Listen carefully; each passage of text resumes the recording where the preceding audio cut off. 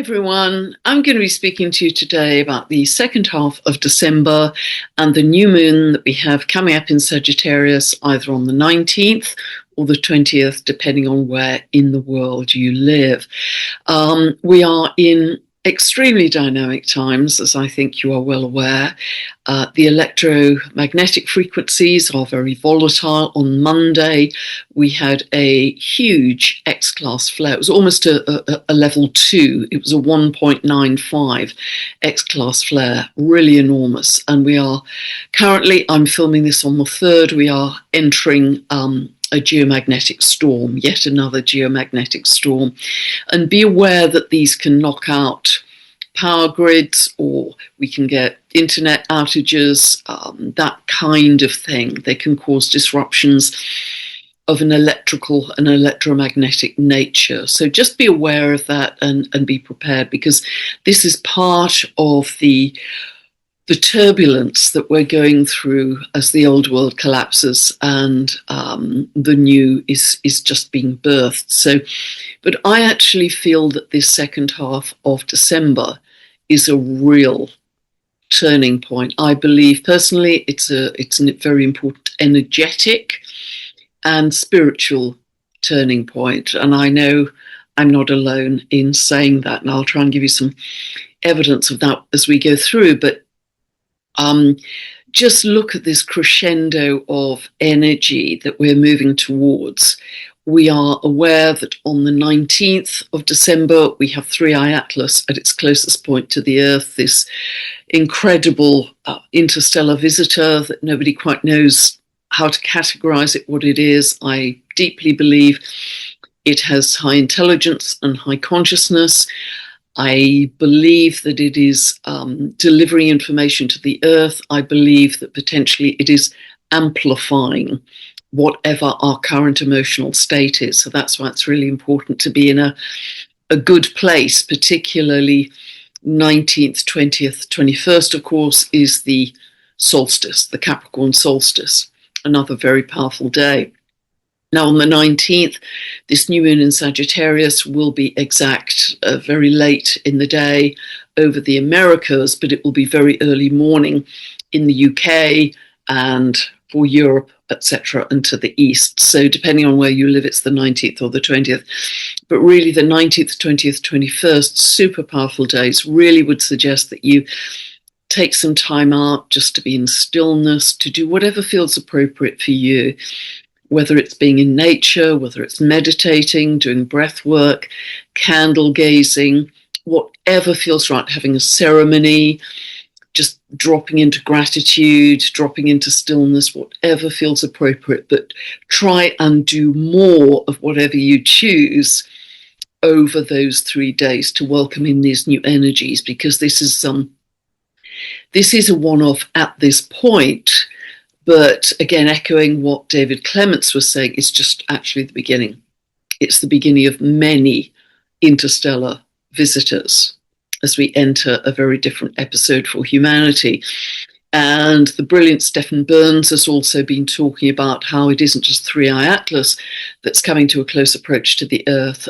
Also R2 Comet, which is enormous, is also on a trajectory from a different direction, but they are both forming a kind of pincer movement towards the Earth. And please don't let that worry you in any way at all. I think they are only bringing for the highest good of humanity and for Gaia. I don't believe there is anything negative, any threat, any scary thing of any kind. And again, I know many people are in agreement with me. So the energy is most certainly rising and quickening. And David Clements has talked about this bubble of energy that's coming up from inside the Earth that is purging the trauma and density of millennia from the Earth. And equally, we are purging old stuff too. All of this, whether it's Gaia or ourselves, it's bringing old stuff to the surface, whether it's ancestral, whether it's past life stuff. It has to come to the surface to be revealed and be purged, be released, be purged, in order that we can be as pristine as we can to move into these higher dimensions, because we can't drag the old suitcases of the old stories and identities and baggage with us into those higher dimensions. We can't drag the old emotions into higher dimensions. It just won't work. We won't reach those higher dimensions. So that's why I think spiritual responsibility is very important. Being aware of your thinking, aware of your emotions in all the simple ways I've talked about. Stick post-it notes on your kitchen cupboards, and the dozens of ways over the years I've talked about doing this. But that means with this purging, anything that is not for our highest good, for the highest good of humanity and the earth, will become much more apparent now. It's going to become more apparent because we have to look at it and say, this is what our collective consciousness created largely. So we're not going to do that again. Didn't work that well, but also for it to be purged. So it will become much more visible in the coming times. And we're starting to see that really clearly. A lot of information coming to light now. That will continue all through next year. But if we look at, because Algol is currently, and it will be virtually exact from the end of December until early March, and also the Saturn-Neptune conjunction is saying this, and then in early April Saturn moves on. But they are both really, they are sharing the message that those in public office or high office or public positions who have not had service to others in mind, not acted for the highest good of humanity and the earth, that is going to be exposed and revealed. Uranus is conjunct Algol over that period until early March. The fixed star connected to losing your head. That's the symbolism by which many could lose their public position. And also Saturn conjunct Neptune is about the dissolution, Neptune, of the old traditional structures that no longer serve us. So just look at the governments across the world at the moment, the French government, the German government, the UK government, the governments in many different geographies. Just observe, be on your eagle's perch, stay in neutrality, and please do not go into, oh no, we're doomed, it's the end of the world. Do not go into that, because that isn't going to help you, the collective, the earth, anything, anybody. It's those feelings are likely to be amplified with the closest flyby of 3i Atlas. Instead, know that the astrology has been showing this I've been talking about this for months and months and months, as have other astrologers. Just say, yep, right on time. Right on time. So observe, be aware broadly of what's happening in the world. Please don't watch the nightly news. It's far too depressing. And just say, yep, right on time. That will serve you very well. So you just stay neutral. You stay on your eagle's perch and stay in the observer position. That's my strong recommendation. So let us now look at the chart for the new moon in Sagittarius. And as I say, this is exact for the Americas on the 19th, very late. You can see it's super early here in the UK at 1:44. It'll be 2:44 for Western Europe and ongoing as we move east. As always, ignore the clock face, ignore the houses. We're just going to look at where the planets fall and their aspects to each other. So, of course, every year we have a new moon in Sagittarius. Of course we do.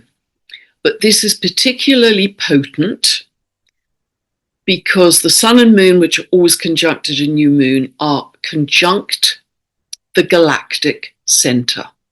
They're conjunct the galactic center. The galactic center is at 27 degrees of Sagittarius, This is the, spookily enough, the center of our galaxy, from which enormous amount of energy comes forth, with which we create our world.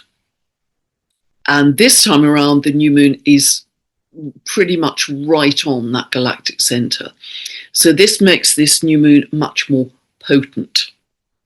And if we think of what is Sagittarius about, well, Sagittarius it's about the interconnectedness of all things. And I think increasingly, I know many of us feel that already, that we know everything's interconnected, but more people are going to feel this and see this, the interconnectedness of all things. Sagittarius is one of the signs connected to truth, freedom, adventure, positivity, connected, one of the signs, along with Libra, connected to the law. It's very futuristic. It's very expansive because it's ruled by Jupiter. And we really will be feeling these energies, I think, very strongly. And it's like the energies of 2026 already have arrived at this point, at this new moon in Sagittarius. You know, we're pulling them in because obviously evolution doesn't respect calendar years. So it's like we've pulled that future energy into this very powerful period of 19th, 20th, 21st of December. So, and I'd strongly suggest that you really get excited about the future, your future plans, but also maybe plan some adventures, maybe plan some travel, plan some of the freedom that has felt so constrained over the last 5-6 years. And you may think, you know, are you crazy? Haven't you seen what's happening in the world? But we have to start living with more joy. Joy is very connected to Sagittarius. Joy and spontaneity. And because the energies are changing so much, I'd suggest that as we start to make those plans for more adventure, travel, and freedom, just like that scene in Indiana Jones, where he has to trust that the next step across that massive canyon will appear. And it does. Every time he trusts, another step appears in front of him, so he can step by step, get across that canyon. And this is the time we are in right now. And please understand what I'm saying here is, we're not going to leap in January to being fully galactic beings. I'm not saying this at all. This is just the very, very, very, very beginning of this accelerated, concentrated period of evolution for humanity that spans 2025 to 2027, as I said repeatedly. I will put my video, The Big Picture, below, so you can see I made that many months ago, and the Metamorphosis for Humanity, which I made 14 months ago, where I was really talking about 25, 26, 27. 2025 has been the year of endings. It's a 9-year in numerology. As we move into 2026, add 2 and 2 and 6 gives 10. Numerologists call that a 1. It's a year of new beginnings, and I absolutely think that is true for all kinds of astrological reasons. And so there's a sense of uptick in the energy, excited uptick. Sagittarius is a wonderful, let's go do it kind of energy. It's spontaneous, it's restless, it just wants to move on to the next adventure in a very, very powerful and optimistic way. It's beautiful. So don't think, think what you like. You may think I'm a complete crazy lady. Many people have, but just really try and reframe your life to welcome in these new energies, so you're not still stuck in the patterns of, particularly, I'd say, the last 5-6 years, which have been so dense. So this conjunction of the sun and moon to the galactic center, I do think brings in more galactic news, connection. Of course, 3i Atlas is big galactic news, isn't it? but also our greater sense of multidimensionality as well. We have mutual reception, what is called mutual reception, between the moon in Sagittarius and Jupiter in Cancer, because Jupiter is in the moon sign and the moon is in Jupiter's sign. So it acts like a conjunction. So what this is really, so you can read it as a conjunction. So typically Jupiter in Cancer would be about feeling, kind of expansive, loving energy with your biological family, Cancer. But the moon in Sagittarius is suggesting a much expanded view of family, a galactic family, a cosmic family. That's how I would read that mutual reception. Jupiter is going beyond the biological family, which is so positive. Now,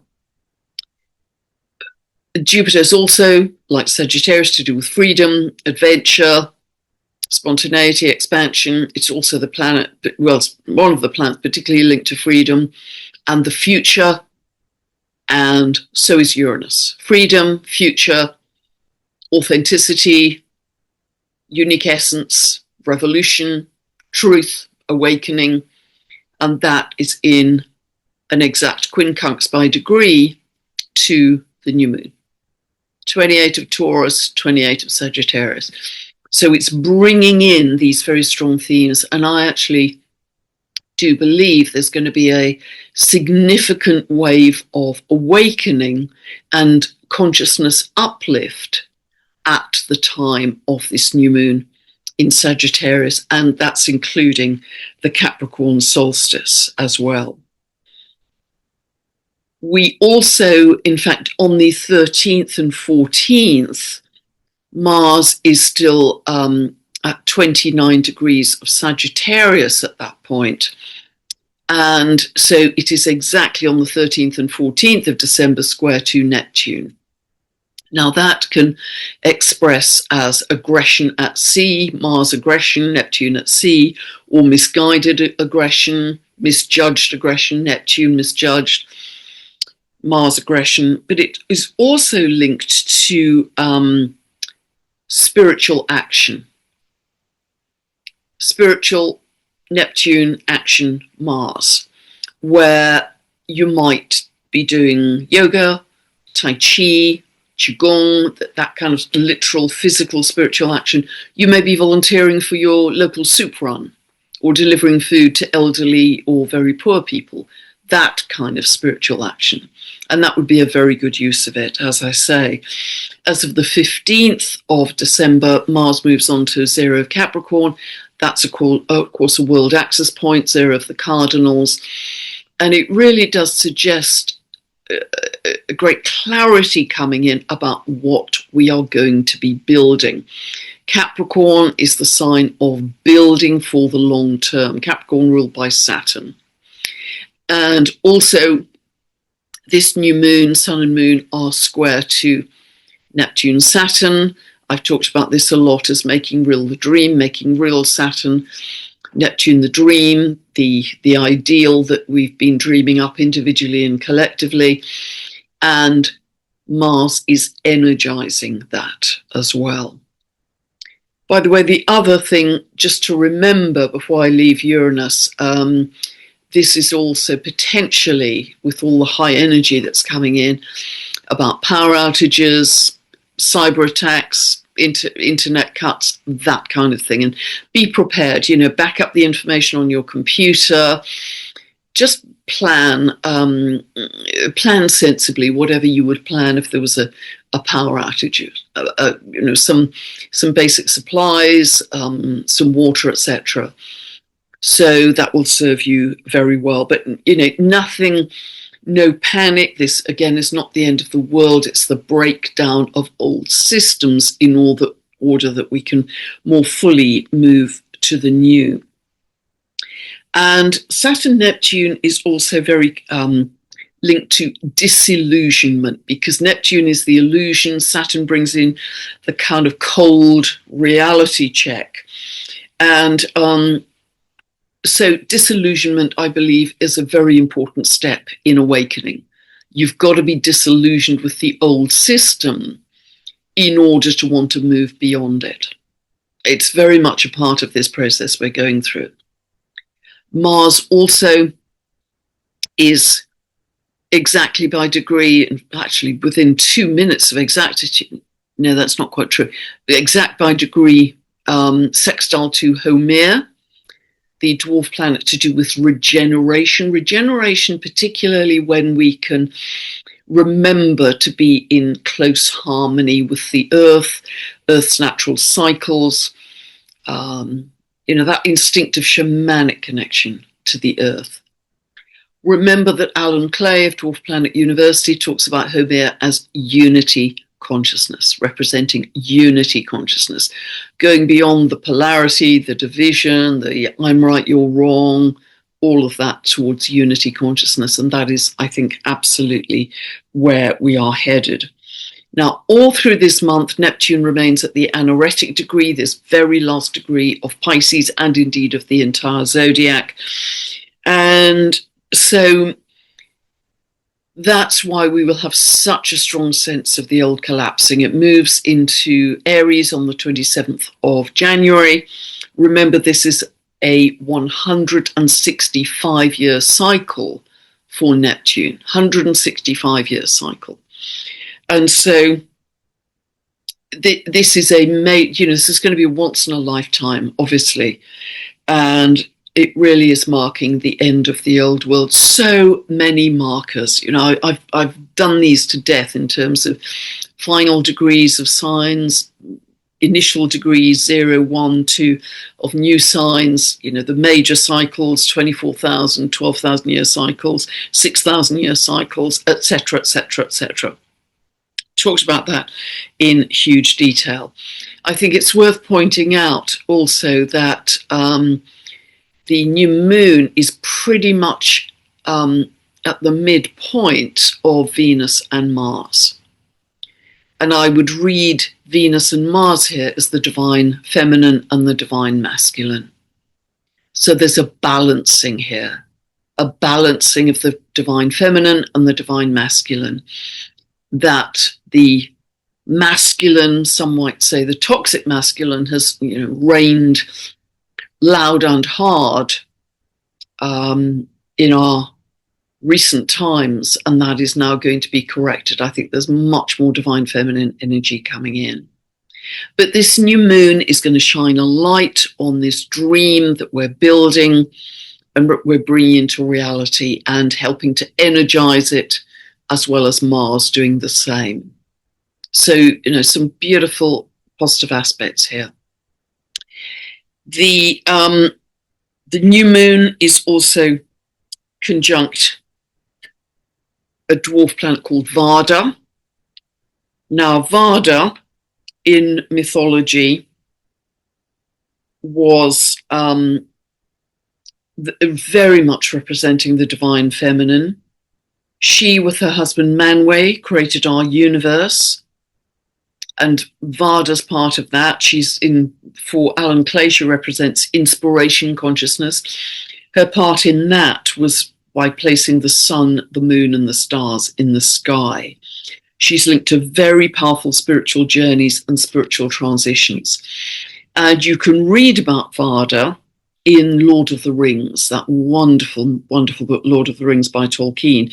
He was so deeply immersed, obviously, in mythology, and Vada in Lord of the Rings was the queen of the elves, and she was called the kindler of the light of the stars. And she was a crucial element in that book for the defeat of evil. So she's part of the defeat of evil. She's very much part of the creation myth. She inspired her people, her elves, with light and hope when the Dark Lord took over Middle Earth. And she led the elves from danger in transition to a safer home. So she's very much connected with the struggle with dark forces and creating light in dark places. Isn't that absolutely beautiful? And so is Orcus. Orcus transmutes darkness into light, conjunct the nodal axis here, conjunct the south node. It isn't, I haven't put it in here because my software program doesn't pick it up, but Manwë, Vada's Vada's husband, is at 3 degrees of Aries, so Mars is exactly squaring Manwë. Manwë is known as the highest archangel closest to the mind of God. And as I say, he and Vada in the creation myth was said to birth our universe, birth our cosmos, birth Gaia, birth all of it. So isn't it interesting they are playing such an incredibly prominent part in this new moon in Sagittarius, exactly as 3i Atlas comes closest to the Earth from who knows what has been traveling for millions and possibly billions of years, and right on the Capricorn solstice, together with all of the other cascading astrology I've been talking about endings and beginnings. I think it's truly, truly remarkable. So, and remember, David Clements called humanity's ascension as an internal ignition, And I actually see the planet of ignition as being Uranus conjunct Sedna in her 11,400 year orbit, coming closest to the Earth in about 50 years' time. And that seems a long time, but if you've got an 11,400 year orbit, it's not very long at all. But they become exactly conjunct in late May. I see that as a real ignition point. What I see is this. In December, there is the very beginning of the first wave of this new consciousness. David Clements has talked about it. Kelly Kolodny, in great detail, channeling Archangel Raphael, has talked about it, as you well know. Waves will keep on coming through 2026. I can see this very clearly in the astrology as probability peaks. Waves will keep on coming, and with each wave there will be another level of awakening in numbers of people, but also in the height, if you want to call it, of this new consciousness. So more people, more high-dimensional consciousness. I profoundly believe this. 2026 is more new beginnings, and I see 2027 as the kind of ending of the completion, ending of the beginning, if you like, ending of the beginning of this very specific accelerated period for humanity's evolution. And that's why this is such a narrow window of time to really optimize. This is not going to come around again.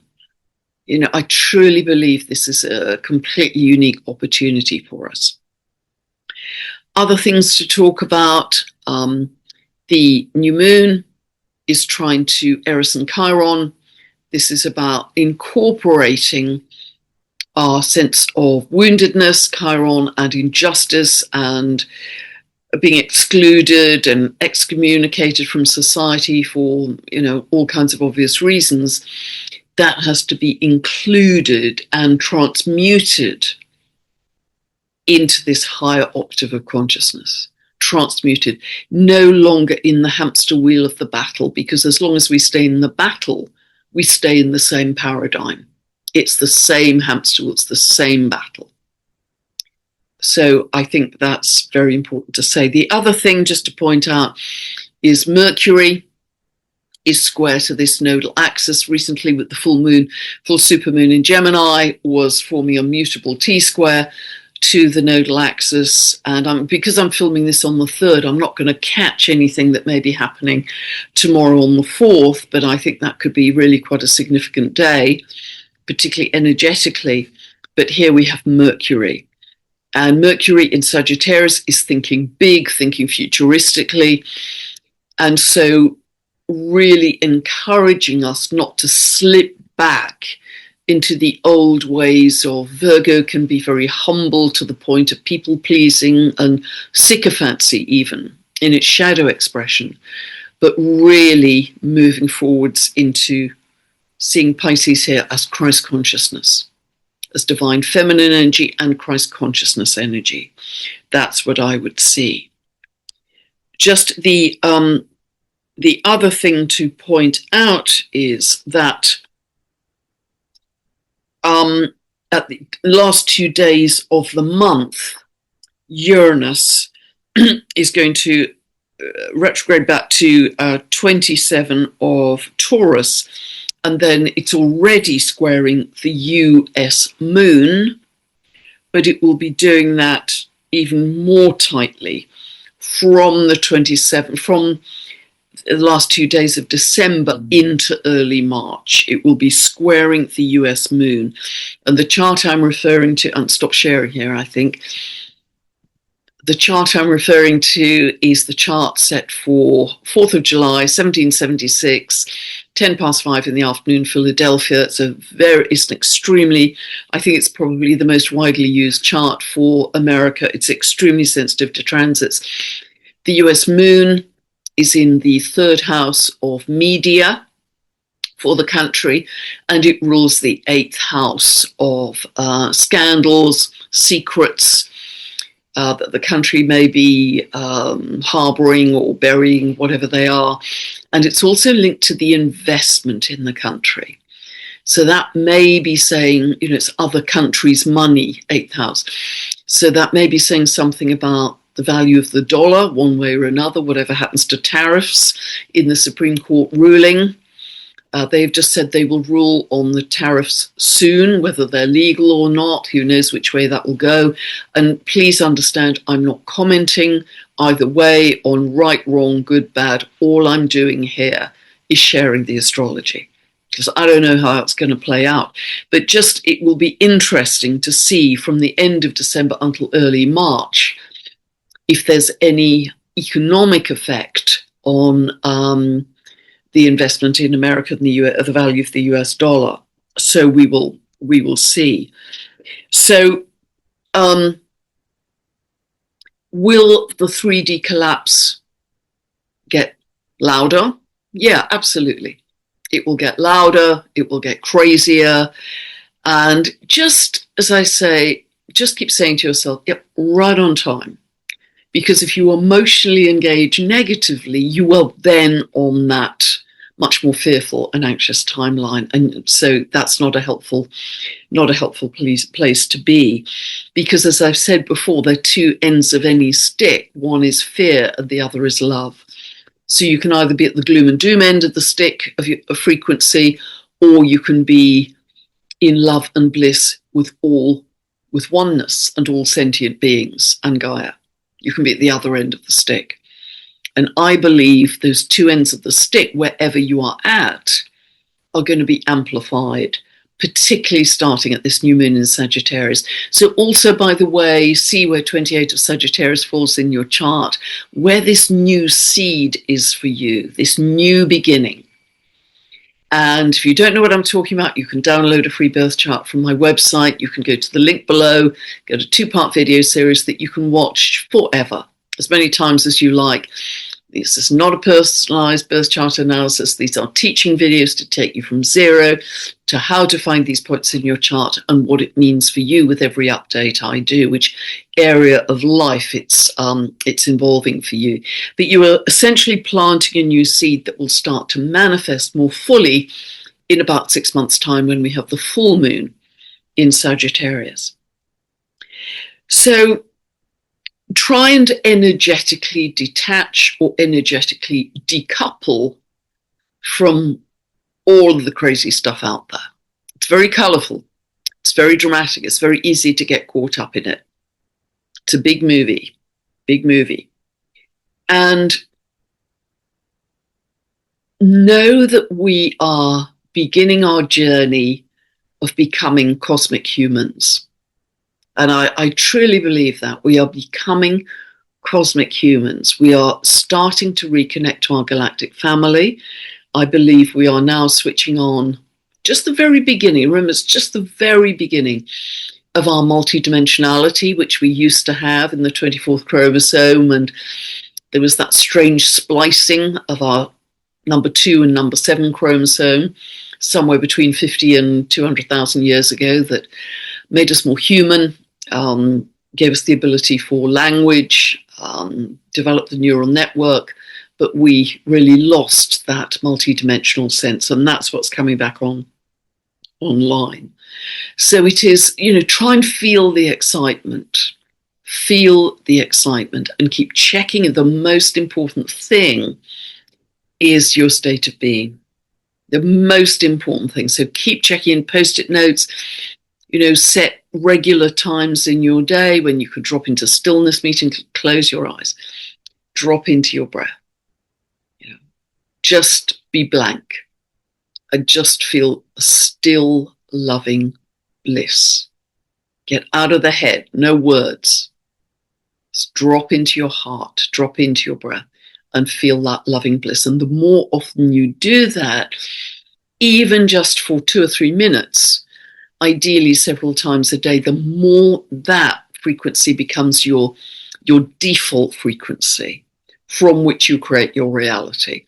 If you go onto my website, there's a meditation page. I described a yogic baby belly breath, which is incredibly simple, that everybody can do. And I put it together as an MP3 with some sea sounds, some wave sounds. If you want to use that, or put it on your phone. Also with the free 15-minute meditations that we do every day, 7 p.m. UK time, join this for free.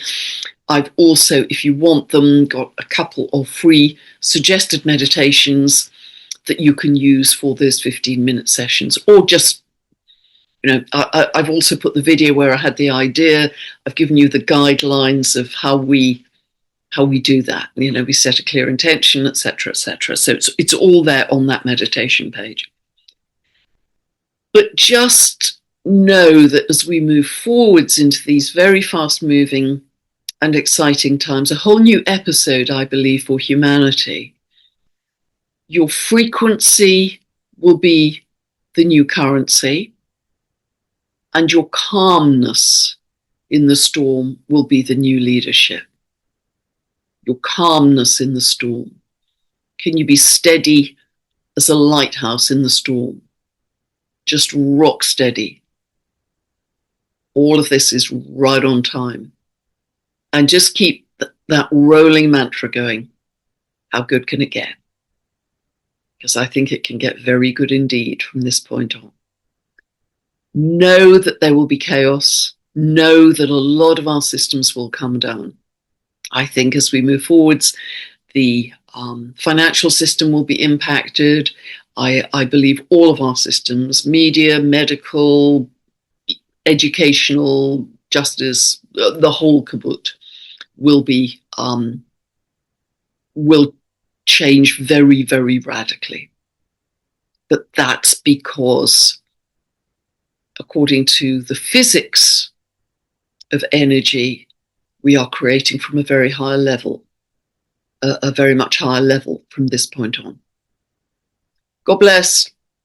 Don't forget to set your new intention for the new moon in Sagittarius. Bye for now.